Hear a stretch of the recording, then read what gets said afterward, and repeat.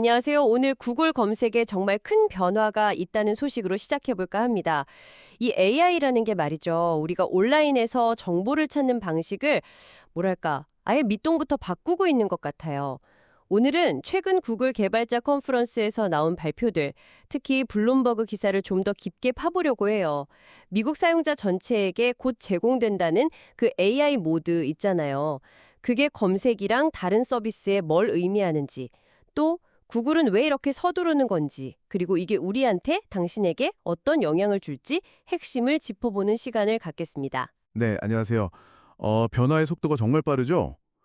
이게 단순히 기술 경쟁 때문만은 아닌 것 같아요. 물론 뭐 챗GPT 같은 AI 챗봇들이 나오면서 큰 자극이 된 건 맞는데요. 순다르 피차이 CEO가 그 어느 때보다 빠르게 출시하고 있다고 말한 걸 보면 그 배경에는 이런 경쟁 압박도 있지만 아이폰 사파리 브라우저에서 검색 점유율이 떨어질 수 있다는 우려나 또 반독점 소송 같은 그런 현실적인 위협들도 복합적으로 작용한 걸로 보입니다. 어떻게 보면 혁신이라기보다는 생존을 위한 좀 필사적인 움직임, 그렇게도 볼 수 있겠네요. 아, 그렇군요. 단순히 새 기술을 내놓는 차원이 아니란 말씀이시네요. 그래서 가장 눈에 띄는 변화가 역시 검색에 직접 들어오는 AI 모드군요. 미국 사용자 전체에게 바로 적용된다니, 파급력이 상당하겠어요. 검색창에서 AI랑 바로 대화하는 식이라는데 기존 검색이랑은 완전히 다른 경험이 될 것 같긴 해요. 근데 사실 검색창에 책본 넣는 게 뭐 구글만 하는 건 아니잖아요. 이게 정말 검색의 미래라고 할 만큼 그렇게 혁신적인 걸까요? 네, 좋은 질문이세요. 겉으로 보기엔 좀 비슷해 보일 수도 있는데 구글이 강조하는 차이점은 그 깊이에 있는 것 같아요. 기존에 있던 AI 오버뷰는 검색 결과 상단의 요약 정보를 보여주는 기능이었죠. 벌써 15억 명 이상 써봤다고 하고요. 하지만 이 AI 모드는 훨씬 더 복잡하고 여러 단계에 걸친 질문, 예를 들면 뭐 이번 주말 강릉 여행 계획 좀 짜죠. 맛집도 넣어서 같은 걸 던질 수 있고요.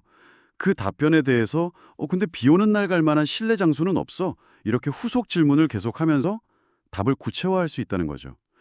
구글 검색 총괄인 리즈 리드가 검색의 미래를 만드는 것이라고 자신하는 이유가 바로 이런 데 있는 것 같습니다.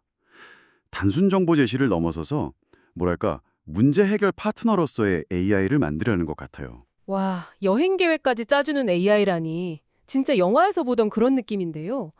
검색 말고도 AI 관련 소식이 꽤 많았죠. 그 더 빠르다는 제미나이 2.5 플래시 모델도 여름에 나온다고 하고, 코딩이나 좀 복잡한 추론, 이런 거에 특화된 딥싱크라는 모델도 테스트 중이라고 들었어요. 아, 그리고 크롬 브라우저나 제미나이 앱에서 웹사이트 요약해주거나 심지어 사용자를 대신해서 온라인 예약까지 해주는 그 AI 에이전트 기능, 이것도 되게 흥미롭더라고요. 콘서트 티켓 최저가 찾아주는 프로젝트 마리너 같은 건 진짜 유용할 것 같고요. 이런 온라인 잡모랄까? 그런 걸 대신해준다니 좀 기대되면서도 약간 낯설기도 하고 그렇네요. 그렇죠. 창작 분야 도구들도 정말 인상적이었습니다. 그냥 자연어로 설명하면 영화 장면을 뚝딱 만들어주는 플로우, 이미지 속 글자 표현이 훨씬 자연스러워진 이마젠4, 심지어 장면에 맞는 음향 효과까지 넣는 비디오 모델 베오3 같은 것들 보면요. 이제 정말 전문가가 아니어도 누구나 콘텐츠를 만들 수 있는 시대가 성큼 다가온 느낌이에요. 창작의 문턱이 정말 확 낮아지는 거죠. 네, 정말 신기한데요. 근데 한편으로는 살짝 걱정도 돼요. 소위 슬롭이라고 부르는 그런 저품질 AI 컨텐츠가 인터넷을 막 뒤덮게 되는 건 아닐까 하고요. 구글이 이런 강력한 도구들을 내놓으면서 동시에 이 문제에 대한 고민도 당연히 하고 있겠죠. 물론입니다. 구글도 이 문제를 굉장히 심각하게 받아들이고 있더라고요. 그 구글 딥마인드의 일라이 콜린스라는 분이 우리는 슬롯 머신을 만들려는 게 아니다 라고 딱 선을 그었거든요. 그래서 AI가 만든 콘텐츠에는 눈에 보이지 않는 워터마크를 새기는 신스 아이디 기술을 더 발전시키고 또 이걸 감지하는 시스템도 공개했어요. 그러니까 창작 도구를 쉽게 쓸 수 있게 해주면서도 그 결과물에 대한 책임과 관리는 하겠다는 의지를 보여주는 거죠.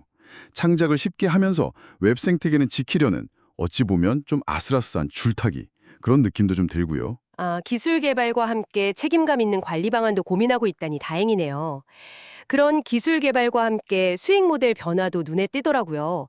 월 $250짜리 AI 울트라 구독 등급을 새로 만든 걸 보면 이제 광고 수익만으로는 이 엄청난 AI 개발 비용을 다 감당하긴 어렵다. 뭐 이런 판단이 선 것 같아요. 네, 맞아요.